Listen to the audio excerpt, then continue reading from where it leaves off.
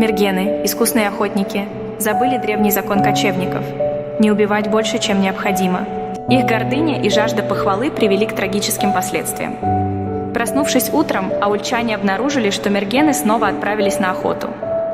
К вечеру они вернулись с огромной добычей. Джигиты и женщины на силу перетаскали туши убитых зверей. Каждый день мергены приносили все больше и больше добычи, но вместо похвалы их встретила тишина. Старейшина сказал: «Недоброе дело вы делаете, сыны мои. Стрелять зверей следует ровно столько, сколько необходимо». Черная обида запала в сердца мергенов. Они не поняли, что добро не делают жестокостью. Страсть убивать гнала их все дальше от родных мест, вслед за животными и птицами. Весной, когда запах гниения распространился по степи, звери и птицы взмолились Всевышнему: «Спаси нас!» Всевышний превратил жестоких мергенов в сурков. Не хотели жить по-человечески? Живите в норах и питайтесь кореньями.